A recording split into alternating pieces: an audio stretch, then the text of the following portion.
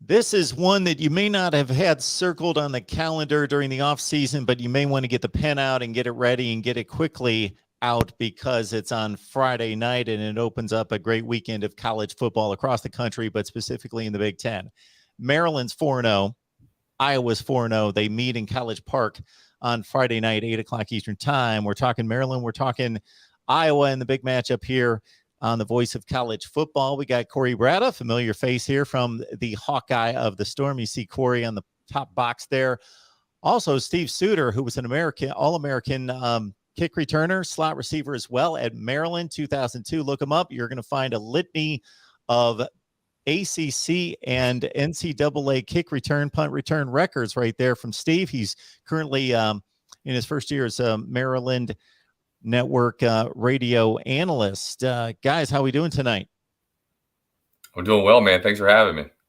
It's a pleasure to be joined by a Maryland legend and breaking down what should be a great game between two undefeated teams. I think both teams are for real, so this should be a great Friday night spotlight for both. Absolutely. Folks on the line, you know the deal. Leave your comments, your questions, your debate topics, and we will get those to Corey and to Steve. Hey, Steve, we'll start with you. And before we start with the here and now in this huge game, let's talk about your playing days back about 20 years ago, just in regards to those were the Ralph Friedgen days. Those probably the last time that most people would associate Maryland football with being nationally relevant in the rankings, competing in major bowl games. What was Maryland football like? Why did you make the choice to go to Maryland? Just give us a kind of a snapshot of your career and Maryland football at the time. Well, I chose Maryland really just from the in-state perspective, and I was a big family guy. My parents came to, I had the parents that came to every football game. My dad was the coach in high school, or my rec council growing up. So I wanted to make sure I went to a place where they could come see most of the games, home ones at that, and if they could make some away ones up and down the East Coast, that'd be great too. They ended up coming to pretty much every game, so it worked out from that standpoint. The other reason, I wasn't really heavily recruited, so that really limited my options. I went to a small school in Maryland, North Carroll. It's in Carroll County. It's out in the middle of nowhere, and we weren't very good. I didn't win a lot of games my senior year. I won 2. My junior year, I won 5, but I was doing well individually. And so my junior year, I ended up committing to Maryland after I went down there for a junior combine, which they held. All the juniors in the state can come and almost do like a combine kind of workout for a 40 vertical leap and bench press. And I was the fastest kid there. So then it piqued their interest. Looking at you, obviously with your history, I was joking with myself saying I'm a poor man's version of Tim Dwight for you Iowa guys out there. Just made my name when I got to Maryland as a returner early. Saw that was how I could get on the field quickly, and it worked out winning the return job. And that really is what I'm known for, punt returns especially. I was just a short, fast guy that made plays in return game. And I guess of all those records that you noted, the one I hold the most pride for that's not in the books is I never fair caught a punt in my entire career. So that's one of those like unwritten records that I took a lot of pride in. It just started happening, and then as it went and grew, I was like, well, now I can't fair catch a punt. I'm gonna look like a chump. So let's just keep going. And I certainly took my lumps for doing that. But I don't know. I feel good about having not fair caught any punts. Steve, I have a question for you. I don't want to interrupt you, Mark, but so our post-game show here at Iowa, the Voice of College Football, we have Coach Don Patterson. I don't know if you remember Don. He was an offensive coordinator with Hayden Fry at Iowa for many years. Okay. And so he breaks down Iowa games. He'll join us Friday night after this game against Maryland. But I texted him Wednesday when I got confirmation that you would be joining us. And now he keep in mind, he left Iowa when Hayden retired. He went on to be the head coach at Western Illinois. Then he was an assistant at UConn. So he was sort of, and of course, Maryland wasn't in the Big Ten at that point anyways, but I had to ask him, do you remember Steve Suter? And he said, the name sounds familiar. So I refreshed him as to who you were. And of course, you're like you just talked about, your legacy of returning kicks and not taking fair catches. And he responded to me, and this is what Coach said. He said, if he was as fearless as Tim, Of course, he's talking about Tim Dwight. Right. That explains why you remember him. So, and so I sent him. I know Maryland Athletics did a video on your refusal to take fair catches, right. And so I sent that over to him, and he had to call me. It was a great conversation. So no, I was going to ask. My first question I was going to ask you. Yeah. Tim was, of course, what, 6-7 years before you? Did you watch him growing up? Was he really kind of a mentor to you, or not mentor, but idol to you? Absolutely. I just loved how he just played kind of reckless, and he was fast. I prided myself on being fast too, and he could take hits, he could give hits, and just made such an impact watching those games, and he got so popular. And of course, obviously I can identify with how he looked. So I'm thinking, okay, if he can do it, maybe I can do it, because we're not big guys. I mean, we're just fast, stocky, and tough. So I figured, what else can I bring to the table that maybe the next guy that's more physically gifted than me can't? And it was toughness and heart. I thought, those things are, some of those things you can't learn, but some of them you can. I just, gained confidence in my toughness, and then it just became a thing. And I think it helped our punt return team as a whole, because they knew early on, I told them, guys, I'm never going to fair catch a ball. So when we go out there to return a punt, give me all you got, because I'm going to give you all I got. Because I feel bad watching some of the returns, right? You guys are busting their butt, blocking, and then the guy just fair catches it. And then I can only imagine the guy thinking, I just wasted a 50-yard sprint, blocked my butt off, and then Suter fair caught it.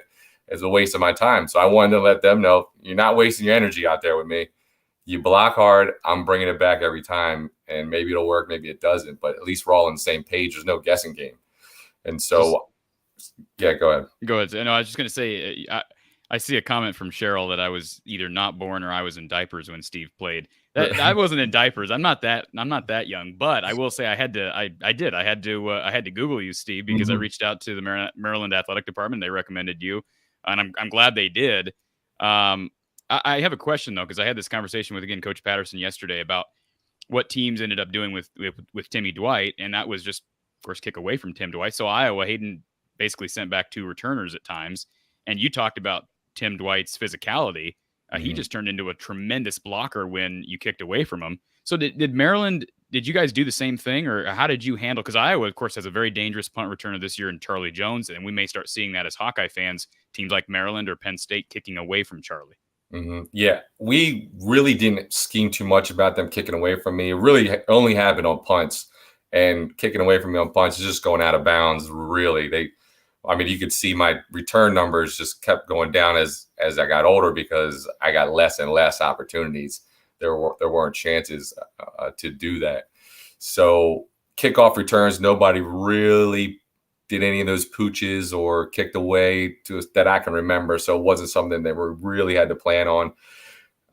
But I'm sure it happened. I'm just not recollecting it, because it got pretty obvious there after that All-American year that I was not going to see the ball as many times as I wanted to. And I can remember a couple of times when they'd kick the ball out of bounds on their sideline, when I run over there to try to assess whether or not I could catch it or not, I'd be chirping and calling them babies for not kicking to me, yelling at coaches and stuff, just, having a good time with it. But, it worked out. I was going to say that, what was I going to say? The NC State game coming in, we had one chance. My fair catch record almost got broken. Was NC State. They're backed up. They got Phillip Rivers, and it's like 6 seconds left in the half. They're going to punt it to us. My coach says, you got to go out and fair catch it, because if time runs out, we're going to get an untimed free kick down. And I'm like, oh, I'm so upset, right? I'm a senior. I haven't fair caught a punt in my career, and now I'm going to have to go out and fair catch. I'm going to do it because I'm a team player, but I'm upset inside. Luckily, he shanks it out of bounds at the 40-yard line. I didn't have to fair catch it, and the streak was intact. So that was a big moment for me. And you mentioned the age thing. I was just talking to somebody the other day. I'm probably 1 or 2 years removed from a freshman coming to Maryland. I meet them and they say, "Oh yeah, you were my dad's favorite player." Like I think I'm 1 or 2 years away from that. So the age is kicking in. Yeah, it'll come quicker than you think. So yeah, at least you're prepared for it. Yeah, and when you make a comment about, and it's true, having not fair caught a punt. We're not talking about a guy that returned 10 or 15 punts. He set the single season punt return record of total punts returned, 56 punt returns in one season. So, you did it over and over and over. And you mentioned one thing in there about a guessing game. I guess that's one huge advantage is everybody knows, hey, Steve's always going to bring it back. We got to be ready to go. You didn't have to be like a lot of punt returners trying to look at the coverage, look at the guys running at you thinking, oh, do I have any room? Am I going to do it? Nope. You know that you're just going to catch it and go. So, and from that standpoint, I wasn't a guy that checked like this, right? I wasn't tracking the ball and looking down. I was looking at the ball the whole time because I'm thinking surprisingly, the coaching staff never said I had a fair catch, even though I was catching them in dangerous traffic. And you would think maybe from a coach standpoint, they'd be like, Suter, you got to start fair catching these because we don't want you to muff one or get hit and fumble. It never happened, and I think it's because I never dropped any. So I just made sure I was like, catch the ball. Just as long as you catch the ball, they can't tell you got to fair catch it. So that was my main focus. And then, you just catch it, and then it just kind of instincts take over. I mean, we would call return right or we would call return left. Sometimes we really, really didn't call that many directional returns. It was just catch and see what's in front of me and where I can go, and then we would just try it out. We are here to talk Maryland and Iowa football. The Hawks and the Terps get together on Friday night. Huge game, 8 o'clock Eastern time in College Park. We got Steve Suter on the line. You can catch him on the Maryland Radio Network calling the game as color analyst. Of course, you recognize this guy, Corey Bratta, from the Hawkeye of the Storm, posting content for us on our Iowa channel on a regular basis. And also, again, check him out on From the Hawkeye of the Storm. Before we get to the nuts and bolts of the matchup on Friday night, Steve, love to get your perspective on this, and certainly Corey, chime in if you want to get some added perspective on this regarding Maryland's stance here. Now going on 7 to 8 seasons in the Big Ten, major move obviously with the Big Ten expanding at the time, going to the East Coast, going after Rutgers, Maryland, a lot made out of wanting to bring in that population base from Washington, D.C., Baltimore, and New York City with those two ads. Just your perspective on life in the Big Ten for Maryland football versus what it was in the ACC, and how that change hit you at the time, and what you think about it 7 to 8 years later. So from a personal standpoint, I got asked this a lot, right? Because I played in the ACC, then we made the switch to the Big Ten, and they're asked my thoughts on it. And I really didn't have any thoughts negative to the move, and it's because I didn't have this strong connection to the ACC because I really didn't have any built-in rivals that I just hated and wanted to continue that rivalry. The team I wanted to beat the most always every year was West Virginia, and they weren't in the ACC, so it didn't matter to me that I was leaving, or the school was leaving to not play schools like Virginia, and I played football, so Duke at the time was not very good, so they weren't a big rival. Neither was North Carolina. So going over to the Big Ten, I saw the money like everybody else did, like the school did, on why they made the move. And I'm thinking that that's going to help the program down the line, that maybe more money is going to come into the university that can go towards the athletic department in some way. And so I saw it as a positive move. And I think the competition has elevated in the Big Ten in football. I think when we made the move, it was probably even. ACC was still very good. Florida State was still a dominator. They're not so much anymore, but they were when we were there, and right around the time we were making the switch. So I think that football competition's elevated, which is good.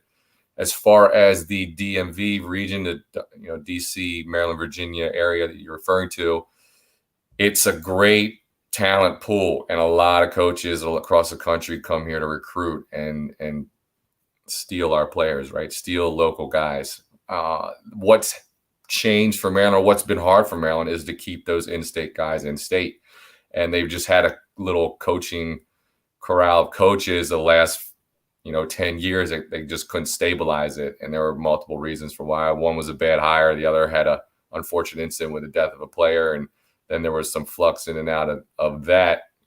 And I think they finally got the right guy in Coach Mike Loxley. So he's a great recruiter. I'm sure you guys know his pedigree of wherever he's gone, he's pulled in big time recruits, and he recruited me when I was coming out of high school. So I know his style. It sounds cliche, but he's real. It's just genuine conversations that he's having with you, and he can trust them, because then when you come, the best part about him is when you talk to players that are already there, right? So Loxley gave me a recruiting pitch, or he gave somebody else a recruiting pitch, and then when I come to Maryland, it's the same as the pitch. That doesn't always happen, right? You get sold a bill of goods, then you go to the school and you're like, who is this guy? And this isn't what they told me. And now I'm playing a different position, or, whatever the case may be.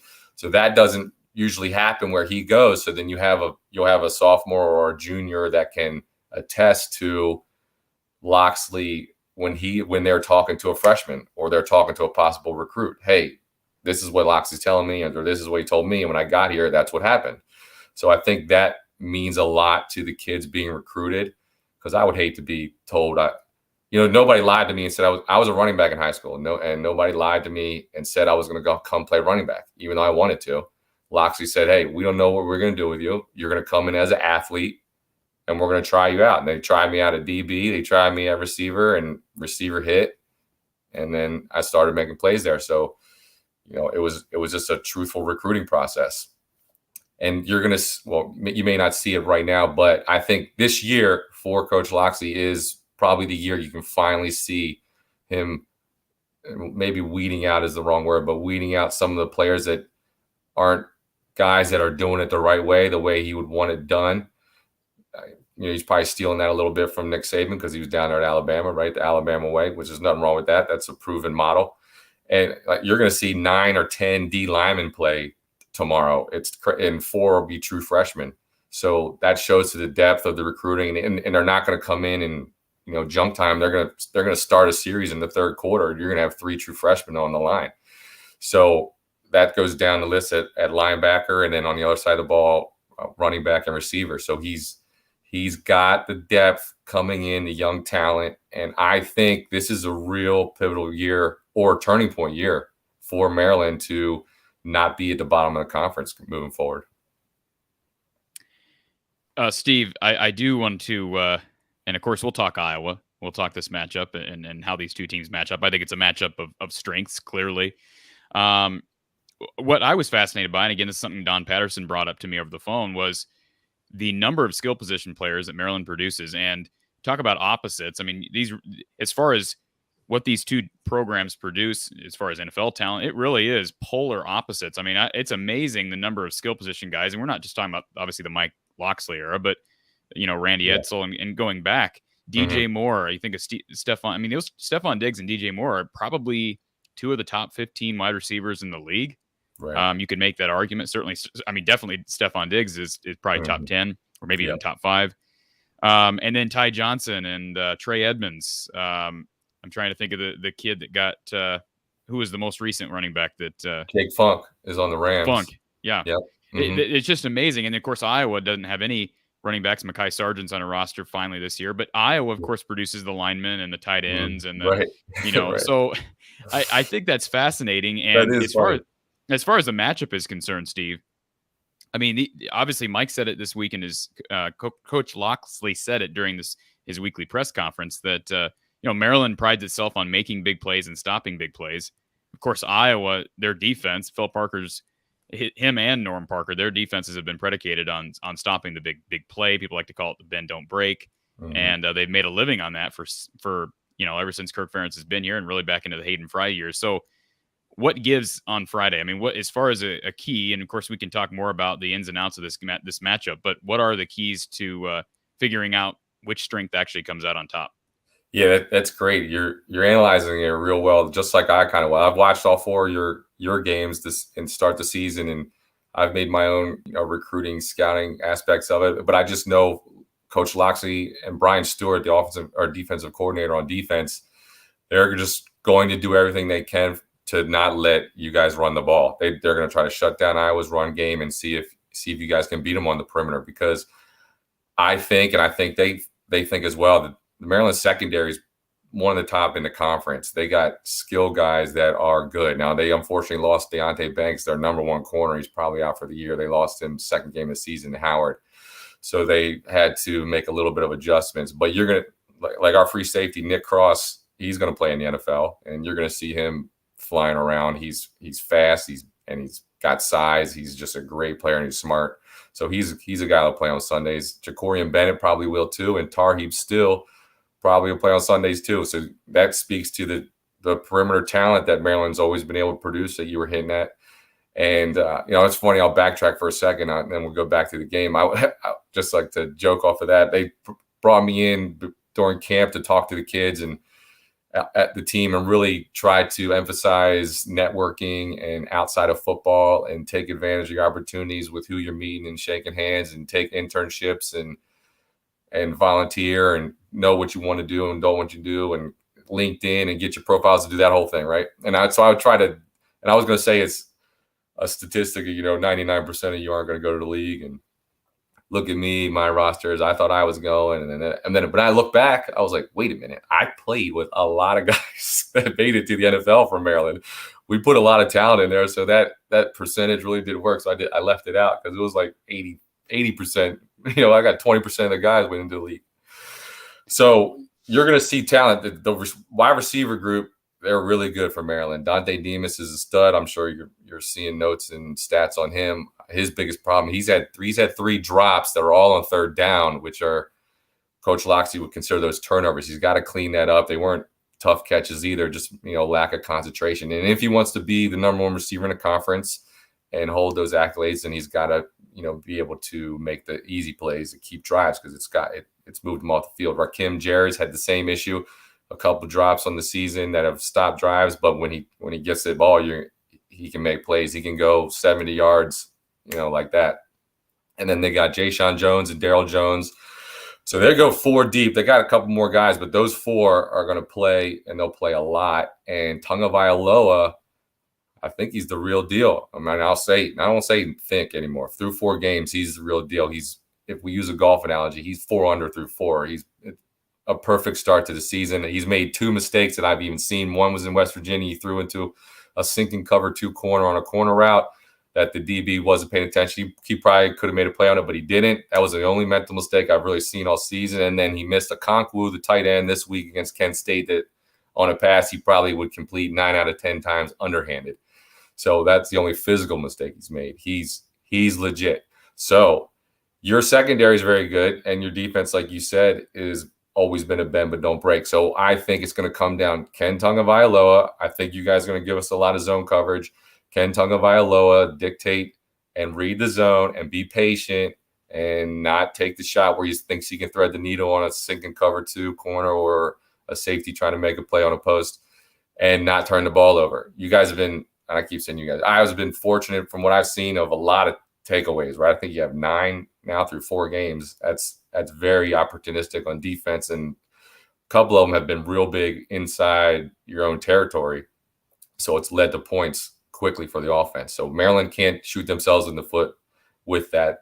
You guys are, the favorite, and when you play against a favorite and you want to upset them, you can't shoot yourself in the foot and make penalties and turn the ball over. So if they can play a clean game, it's going to be fun. Anthony McFarland's the other guy that I believe is on an active roster, and another skill position guy. But I did want to bring up Tagovailoa, and I'm glad you kind of segued into him. One of the big keys for Iowa this week, in my opinion, is containing Tagovailoa. There's no question about that. And I think his ability to run, I'm curious to get your take on that. He seemed a bit hesitant from what I've seen to take off this year. I mean, he obviously has the athleticism and the quickness to be able to scramble. And Iowa, of course, has a lot of defensive linemen. They're rotating at least 7-8 guys right now, and quality guys. So I think they'll be able to keep up with him as far as physically. Is he hesitant to run? I'm assuming he's healthy, but why does he seem a little bit hesitant to run so far? I think it's a coaching thing, and it's one of those. That's a really tough thing to coach or even to learn, right? How do I know when I need to turn my instincts off that say I should get out of the pocket versus I should stay in here 1 second because my guy's about to come open? I don't even know if it is coachable, other than a coach is saying, hey, you should have hung in there longer. Hey, you should have hung in there longer. Hey, you should have hung in there longer. And then maybe it kind of comes in. And so maybe that's what they've seen on film, and that's what they've been telling him. I've been wanting a couple more called runs where he doesn't even, I don't want him to have to think about it, because I think we should utilize his athletic ability. Like you say, he can run. He can rip off a 20, 25-yard run at all times. So I think if we could, or the coaching staff could, take away that decision making, let's have some called runs. Yeah, it looks like zone read. Yeah, it looks like an RPO, but we're really pulling and we're really going to run a power with the quarterback. And maybe that could get him in the mindset of, yeah, I can make more plays on my feet. But I mean, that is something that, looking back on the games, I wouldn't say I've been critical of, but it just seems like you're noticing indecision or just not sure. Do I take off? Oh, should I stay in here? Should I go? I don't know what. And I've tried to put myself in that position. That's a feel thing, right? That's something that you just kind of feel, and it's got to be instinctual. So who knows if the coaching staff's been putting the reins on him, trying to say you shouldn't have bailed out this quick, because I look at it, the kid's smart enough and he can throw a ball anywhere on the field that I could see where they would say, hey, you can't stop at your second read. You go to the 3 because 3 was open. So maybe in the past, like last season, he was just going 1 and 2 and taking off, and now they've taught him it, and at least he's accepting the coaching that will go to that 3rd read or look for the check down before he takes off. I'm speculating on that, but that's where I would go with it. Mark, you're obviously a college football and a Big Ten savant. Who's the best quarterback in the Big Ten right now, just from what we've seen? You know what? It's funny because I didn't give it much thought until somebody asked me that the other day, because we all have our preconceptions during the off season as to, well, this is the way the college football season is going to go. These are the best players. But my goodness, there's a group of players that I would say are struggling right now, like a Graham Mertz, and you can go across the board. Tanner Morgan's not the player that he was a couple of years ago. And then Sean Clifford is a similar player in a lot of ways, but he's cleaned him up a lot of the mistakes and is playing much better. But from the standpoint of making dynamic throws down the field, this is the guy. Tagovailoa, he can make throws, and especially it's magnified by having those weapons on the outside that other quarterbacks in the league, at least that we've seen thus far. Maybe the young Ohio State quarterbacks will get to that point. But right now, I think he's playing better than anybody else in the league. I will say this. I'll add on from you saying the receivers on the outside, they haven't bailed him out of anything. There hasn't been, oh my gosh, Demas just caught it over 3 guys and it's a great catch. No, they get the ball when they're supposed to, and then they're open. And that's just credit to Tagovailoa. There hasn't been any receiver. I haven't seen one play a receiver make where I go, woo, that should have been picked off, or man, that was a great play. No, they're open. They're usually one-on-one because he's making the right reads, or they're just open in the zone because he's made the right read and he's putting the ball right on the money. So, I mean, I would have to agree with you. I mean, I've watched every play, right, first 4 games, and I can only pick out 2 of 125 pass attempts where I think, maybe not the right play. I mean, that's crazy. And the receivers have 11. I've counted 11 drops, and not being overly harsh, you maybe should have caught it. No, 11 passes that should have been caught, and he's still at 75% completion. So it could be 80. Yeah, and I would agree with you, Mark. And I do think, and this is not an insult to is it Taulia? Am I pronouncing that correctly? Talia. Okay, it's not an insult to Talia, but I do believe this to be a somewhat weak year at the quarterback position in the Big Ten. I mean, Adrian Martinez is playing better, but you mentioned Tanner Morgan, and certainly Iowa has had its share of, I don't want to say issues at quarterback, but certainly not an elite. They're not elite at that position. So yeah, and there are people. I mean, Big Ten Network. I watched a excerpt today, and they were talking about Tagovailoa being in the Heisman race, which was kind of shocking to me. And I'm not saying, of course, they're going to pump that up as a Big Ten. I mean, again, he's probably has the best chance of any Big Ten quarterback does. He's a young guy. Is there any way that the moment, I know he's played on Friday nights, but a game like this, or as we continue, you foresee the moment getting too big for him, or what is he kind of like from a mental standpoint in your mind? So I haven't talked to him personally too much. From when I have had discussions with him, he's laid back. He's not going to the best in the interview, right? He's just going to be like, yes, sir, no, sir, and just keep it quiet and keep it short. And you said he's young. I mean, this is 4 games, and he only started 4. So this is only his 9th game as a starting quarterback. So he is very young from that standpoint. And they all they talked about last year was, can they clean up the mental mistakes? Because he was so flashy, he would have games where he dominated, and then you have games where you're just like, why did you throw that ball? It got picked. That's why he had 7 touchdowns, 7 interceptions in only 4 games. Because you could tell the physical tools were there, but could the mental ones catch up? And so early on, it looks like they have. And I mean, I understand the strength of schedule we've played so far hasn't, not blown anybody out of the water with who we've played. But West Virginia is looking like a much better win than we knew first game of the season. And Illinois played us tough. We got away with one there, but he played great. It wasn't his fault that they kept going off the field on offense. They were having a lineman would miss a block, or a receiver would drop a ball, or a receiver would run the wrong route, and then they'd have to punt.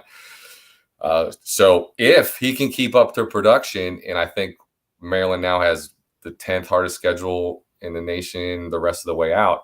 I mean, if you can put up the production against that type of schedule going out, then of course you got to start talking about, I mean, maybe Heisman's too lofty, but if he's going to, he could throw for like 3,000 yards and have all these TDs. I mean, then you got to start throwing him in the discussion a little bit. If Maryland wins, right? You can't go 7-5 or something. It probably doesn't put you in the Heisman race. So, hey, Steve, I'm going to take us away from the matchup briefly because I'm curious to get your take on this. In looking at the Maryland program, and I'm not one to overemphasize intangibles and momentum and all those things, but you've been in the locker room, you've been in a program and known, I'm sure, when things were going in the right direction or when things weren't quite what they should be. And this is a program that you mentioned DJ Durkin.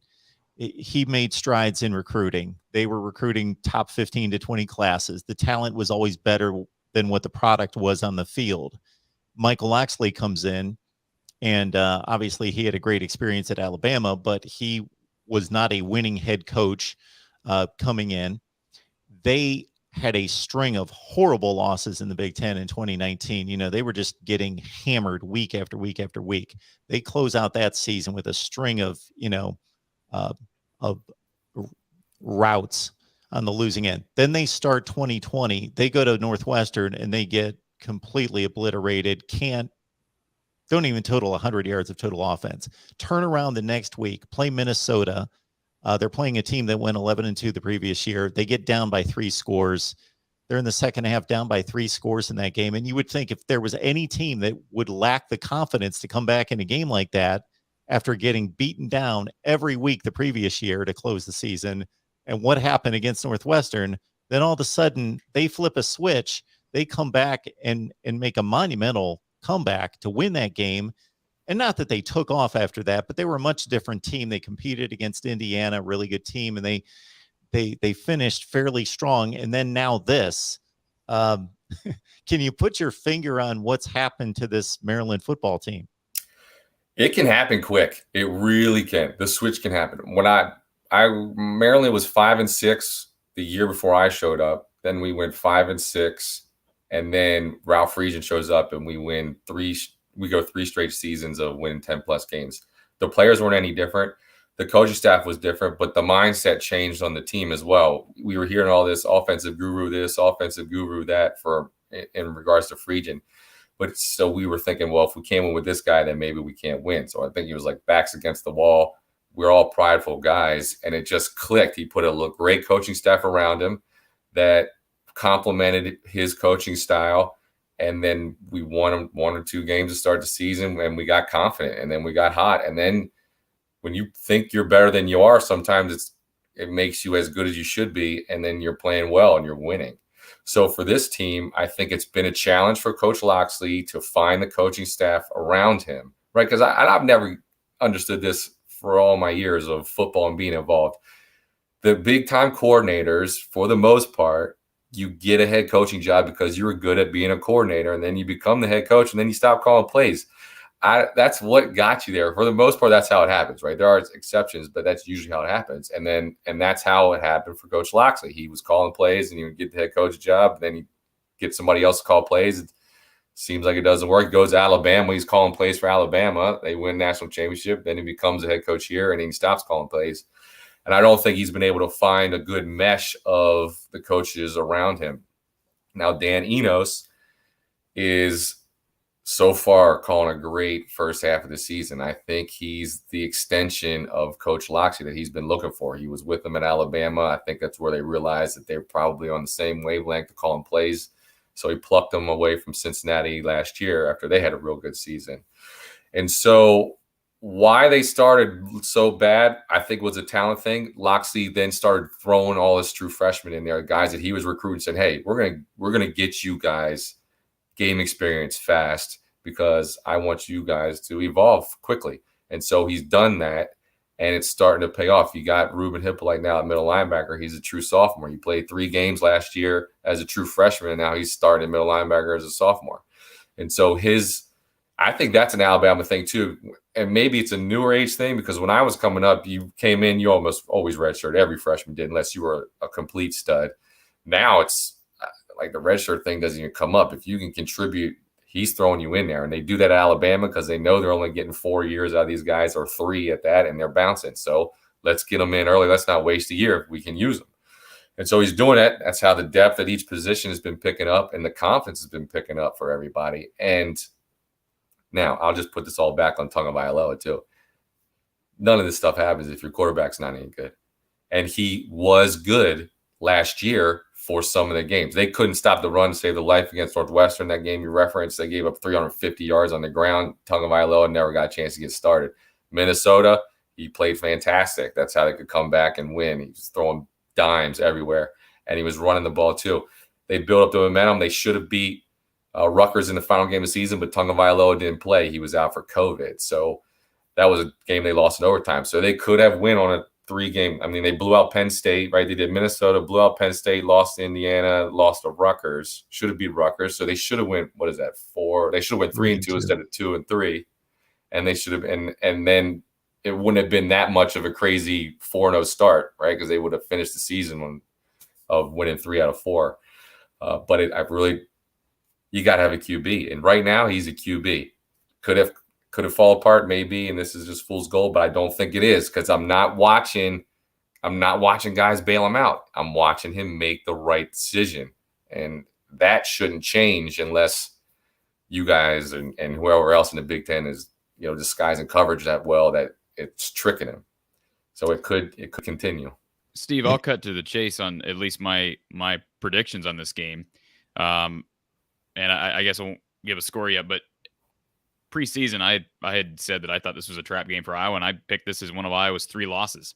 And the other 2 were on the road at Iowa State and against Northwestern, which, of course, Northwestern has really kind of taken a step back this year, it seems like. But, again, I picked Maryland to win this game preseason. I've actually switched that pick now because I believe this game, at least from my perspective, both teams have equal respect. And maybe there's some disrespect that the Maryland players are grabbing from somewhere.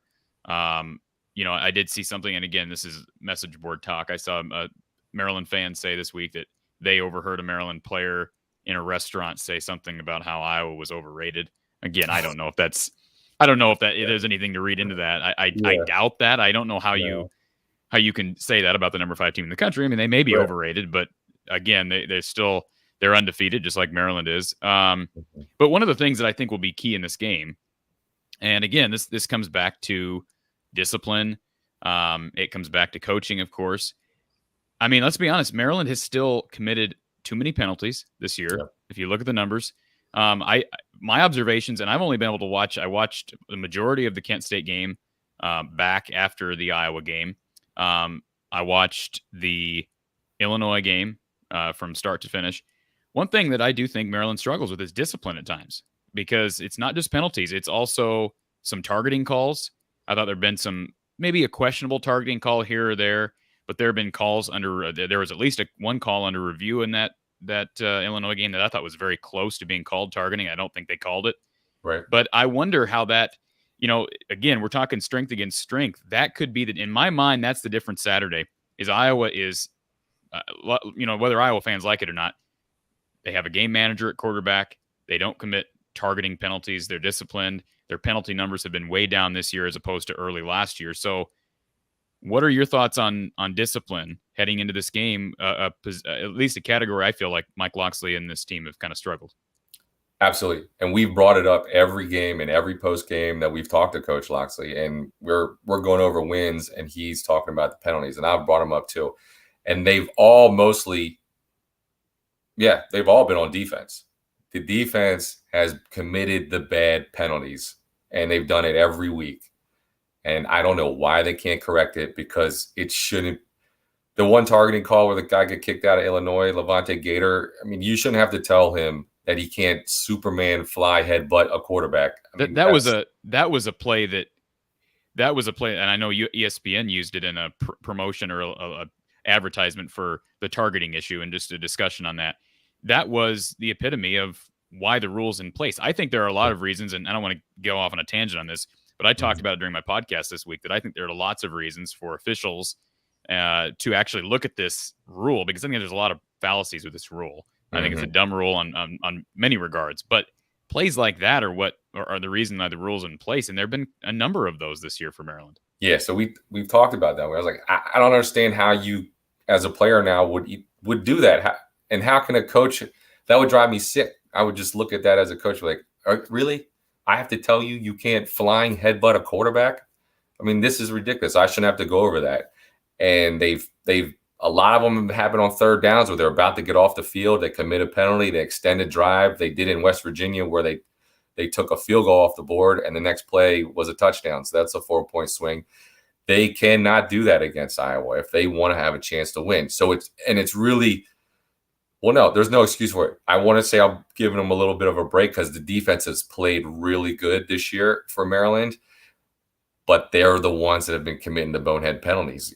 It seems like every interception we've had, somebody's had a crackback block or unsportsmanlike conduct, because now they think they can just go rock a receiver and they want to do it. That's selfish play, and Coach Locksley says that stuff.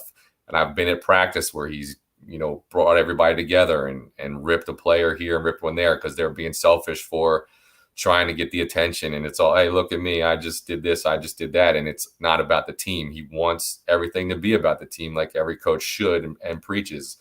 He says a lot, the standard is the standard, and their standard is not committing those penalties, but they haven't been able to not do it.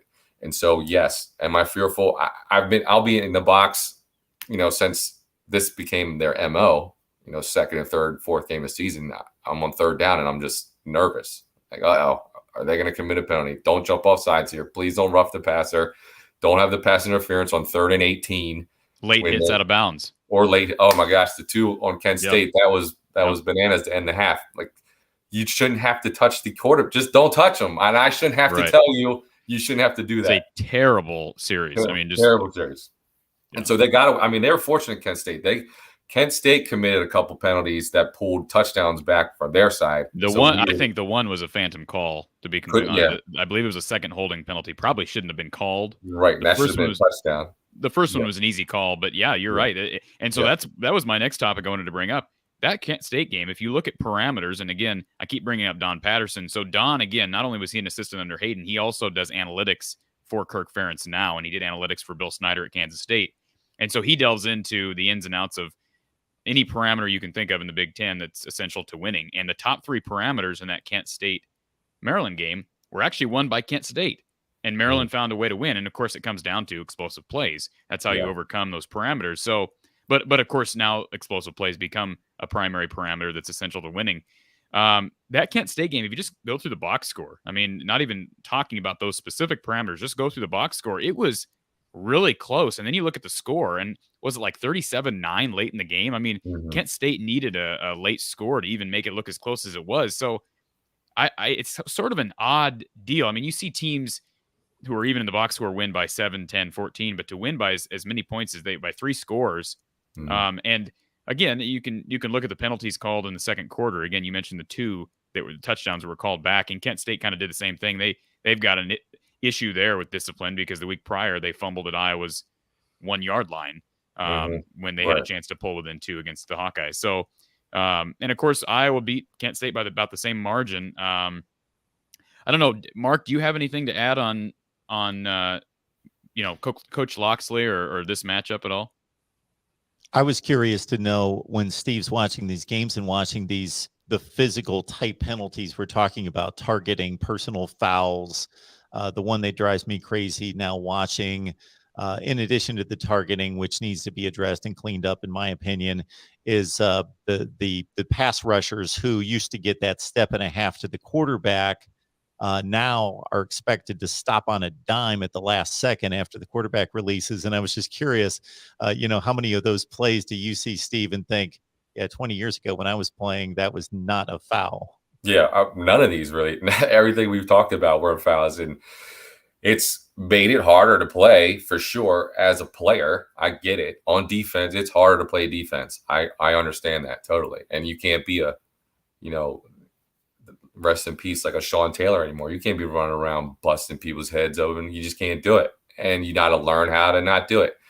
And when you see guys do it now, you just get frustrated and you just don't understand why they haven't figured out they can't play that way. Because for these guys, 3 or 4 years from now, they're not going to have grown up watching the old school style of football. They will not even know what it is. So you should know what targeting is since 5 years old, and you should be playing knowing targeting from 6, 7, 8 all the way. So it should be going away. I don't know why Maryland can't stop getting out of their own way. But yes, as I watch it, I'm not so much one of those guys that sit in their old school train of thought and say, my way was better. Our way of playing was better, because, I am for the safety, really. I mean, I was a receiver, so I get,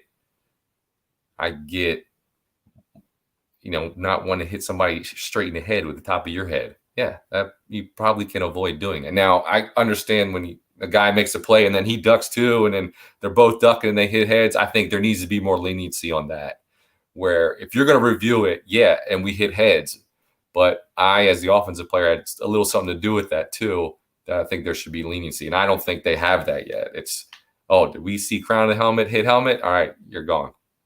There needs to be a slider, so to speak, a severity rules, because it's ridiculous to disqualify a guy who, I mean, it's easy to tell maybe unintentionally or inadvertently committed a targeting penalty with a guy who's, like you called it, pulling a Superman move on the quarterback.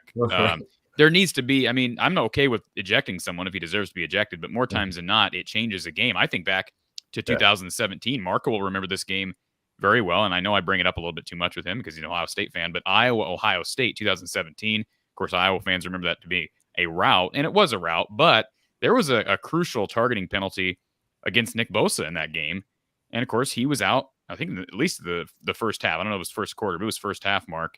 And, who knows? That changes things, and Iowa put up over 50 points against the Buckeyes. So those targeting penalties, they just change the game more than they need to. Again, tack on extra yardage. Make it a 30-yard penalty if it's egregious. Right. But don't eject a guy, especially if you can't say definitively that it was intentional. Yeah. Especially when all the ejections aren't created equal. It's the only penalty in sports I can think of where it depends on at what point in the game you committed the foul. Of how much time you're going to miss and how much your team is going to miss you. If you commit that on the last play of the game, then it's different than if you commit it the first play of the third quarter. You're missing either from anywhere from a half a game to almost a full game, depending on that makes no sense. Make it a number of series or plays or something, even though I don't even think it should be an ejection of any sort in my book. But again, I will take that right to ask Steve one other question, and I've got one for you, and then you guys can take it home. It seems as though Maryland, during this time in which they've gotten a little bit beat up in the Big Ten, we mentioned the last couple wide receivers, defensive backs, running backs that have made it to the league. It hasn't been a speed issue on the perimeter on either side of the ball. It's been in the trenches holding up against Michigan, Ohio State, those kind of clubs, and now Iowa. Steve, the thing I'll two-part question, because I'm just interested in your answers, would be, number one, is Maryland, how much have they fortified themselves along the line of scrimmage on both sides of the ball to take on this kind of team? And number two, take on Fleet Davis. What makes him special? What kind of back is he for people that are going to see him for the first time? Yes, so I've had the same concerns that you were you're voicing right there about the interior, and it's always been an issue for the last several years with Maryland, and most notably its offensive line. I think, well, that defense too. They've probably been equal. And it's just they've been focusing on trying to recruit it. The big problem is you get 2 5-star offensive tackles in this area, and you get 100 offers on that kid, and he's probably going to Oregon or Ohio State or somewhere, right? So it's hard to keep the 5-star tackles and guards in state because they're getting so much attention. So they're trying to still find those guys that they can bring in. Now, they've had a transfer, and Eric Harris, who came in, and now he's their starting center, I think, from a community college, Hutchinson, I believe. And he's really solidified the line, allowed some of the other guys to move different positions. And Spencer Anderson's our right tackle. He was just Pro Football Focus right tackle in the nation for the Kent State game. So they're playing well, and they've played well. They haven't ran the ball a lot in comparison to how many times they've thrown it, but they're averaging a good yards per carry when they do decide to run. I haven't seen, maybe Illinois was the first game where I saw an offensive line get beat one-on-one maybe once or twice and got Tagovailoa caught up in a sack or two. So I don't think they're getting out physical 1v1. Now, there could be times where they're creating mismatches and they get pressure on Tagovailoa. So I've been more than pleased so far with the offensive line. And then if we switch sides, the defensive line is probably better off than the offensive line. And they've been recruiting real well there. And I mentioned it early on. You're going to see 9, 10 guys rotate on that D line, and a lot of them are young guys. So the future looks bright for the D line, especially for Maryland moving forward. And hopefully the offensive line proves itself today, because tomorrow it'll be their biggest challenge, Friday night.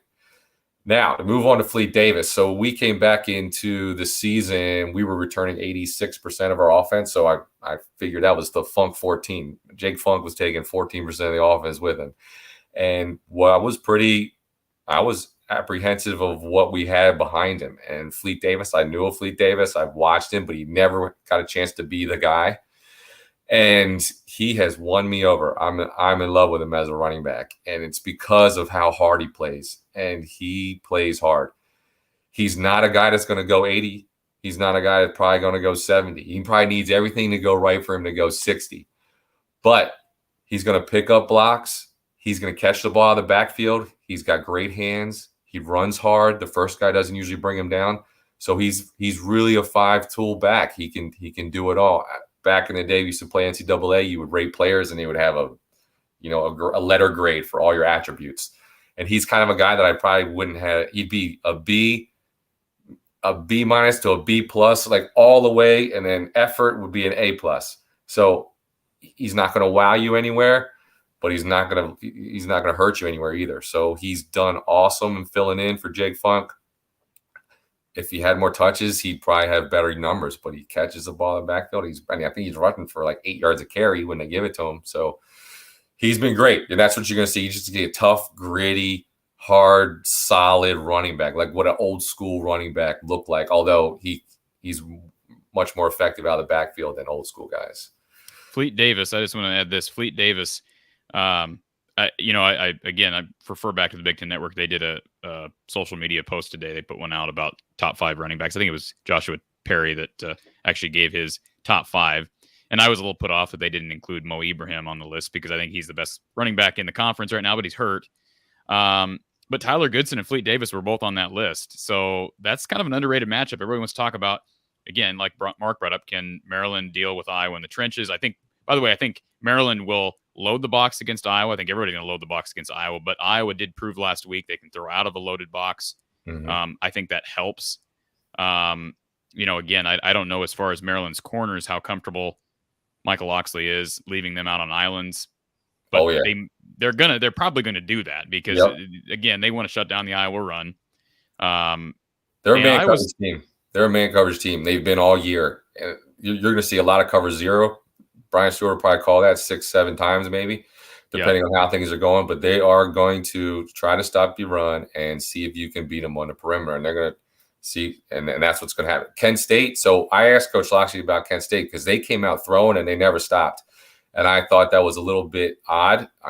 So I asked him about the game plan, and he said based off what they saw in film that Kent State did a lot of twisting and stunts on the front, which would mess up a lot of their run game, or from what they saw. So they figured, well, we got matchups outside. We're just going to throw them, and we'll set up the run late, and it worked out in that aspect. So they're going to, and on the flip side, they were cover one all day against Kent State, and they just put that safety in the box and see if you can beat us. And I think Kent State was thrown for it a little bit, and they had, when they saw press man coverage, they threw a lot of jump balls, and it was probably 50-50 for who won them each time. You got a pass interference, one got caught, two of them didn't get caught, and they did not back out of that strategy. So was that Kent State specific?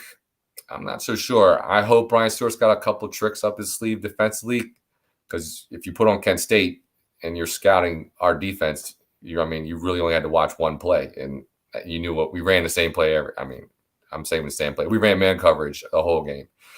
So I'm not sure if that's what we're going to do with Iowa, but I'm pretty sure you're going to see a lot of that, and it's going to be up to your receivers and your quarterback on the outside. Can you get us out of that man coverage and get us out of that cover 3 heavy man press, and then see what you can do. But they're going to try, just like you said, everybody's going to do that against Iowa. They're going to see if they can make Spencer beat you in the air and shut down Goodson. And I'm sure that's what we're going to try.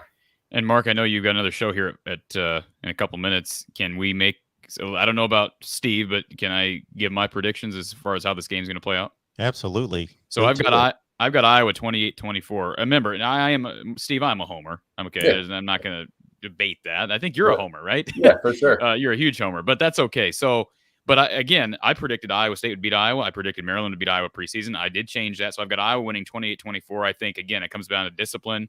I think Iowa will run the ball better. I don't want to dismiss the notion that Kirk and Brian and George Barnett and everybody that's working on this line will not improve week to week. And I think Iowa fans are frustrated right now with the offensive line, and I get it, because they ran the ball. They were top 5 in the conference last year in yards per carry, and I don't know what they're at right now overall, but it's not great, at least against the Power 5 opponents they've played so far. I think they'll run the ball better.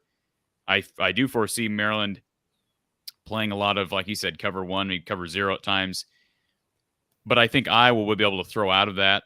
What worries me is when Spencer Petras gets on, third down and long, because Maryland leads the conference in sacks. I mean, they're gonna go after you, especially on 3rd and long. Mm-hmm. So if Iowa can stay ahead of the chains, even if if you can't run the ball, it's hard to do that. But of course, there's other ways to generate yards.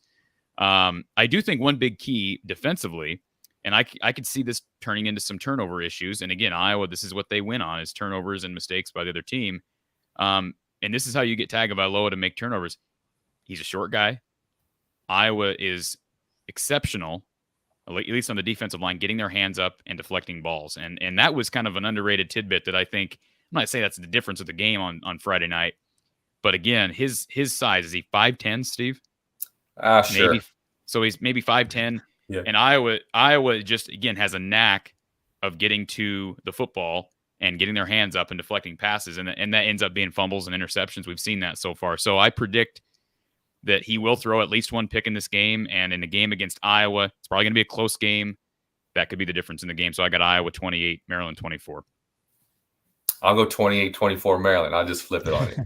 It's a close game. I mean, yeah. No, it is. When I was watching it, and especially when I watched Kent State, Iowa, I came out of that saying, I think Kent State's better than we think, and I think Iowa may not be as good as we thought early on. So I took that. We got to take Kent State serious, and we got a shot against Iowa. And so after last week and then watching you guys struggle a little bit on Colorado State, I was thinking, this spread might not be as far off as it would if we start the season. And then when I saw it come out -4, then I was thinking, then I got even more confident, thinking Vegas is on my side here, because how many people in the country are going to see number 5 Iowa versus an unranked team and only getting 4 points? They're going to get a ton of money there. So I think Vegas wants to clean up on this line. That's kind of where I'm at. You could be right on that. And I will say this for Iowa fans who are scared about this game, I do think Colorado State's a lot better than I know that they lost to South Dakota State week 1. They look like a different team on tape, though, against Toledo and against Iowa. Again, I don't know that you can run that kind of math with college football games. But Right. no, it should be a great game, Mark. And do you have any predictions for the game, Mark? My predictions are on Patreon. I've got to honor my Patreon people over there. So I'll have a prediction over there. Perfect. No doubt about Perfect that. plug. Steve, it's been great having you. Everyone, Yeah, Steve man, Suter, Maryland Radio Network color analyst for the ball games and All-American there with the Terps in 2002. And Steve, it's been a great conversation. Appreciate you stopping by. Yeah, man. Thanks for having me. And Corey, we will catch you after the game, of course. Yep, over at the Iowa channel. I believe we're on the main channel Friday night as well, Absolutely. Mark, and on the Big Ten channel. So post game with Coach Don Patterson. Steve, again, for Mark and I both, we really appreciate the time, and tell your family thanks as well for you're a busy guy. So thank you. We'll do it. We'll do it again next year when you guys are trying to get that win back. Let's do it. All right. See you. Thanks, Steve. We'll see you. Man. Thanks, guys. All right. Corey, great to have you as well, of course. And one more time, we want to remind everyone, be here, whether you're watching on the Iowa channel, Big Ten, or on the main channel right after the Iowa-Maryland game. Huge game, couple of 4-0 teams in the Big Ten. Check out Corey's work on the post game along with Coach Don Patterson. Corey, enjoy the game. We will do that. You need to add? Nope. I think it's going to be a great game, and I know Don will be en route. He's doing some TV work for Northern Iowa, the Panthers, Saturday, so he'll actually be in a hotel room in Omaha. But the good news is that means he can jump on with us right away. There's no delay. We've had to kind of wait half an hour to 40 minutes on home games, but no delay. We'll be on minutes after the conclusion of the game, so we look forward to it. Awesome. Everybody who's sticking around for the call-in show prior to the Miami-Virginia game, just keep it right here. I'm going to shut down this link. I'll be back up with our Miami-Virginia pregame show, call-in show live right here. So just keep it locked in here on the main channel, and we'll be on the Miami channel as well. All right, Corey. Thank you so much. I'll see everybody in just like 5 seconds.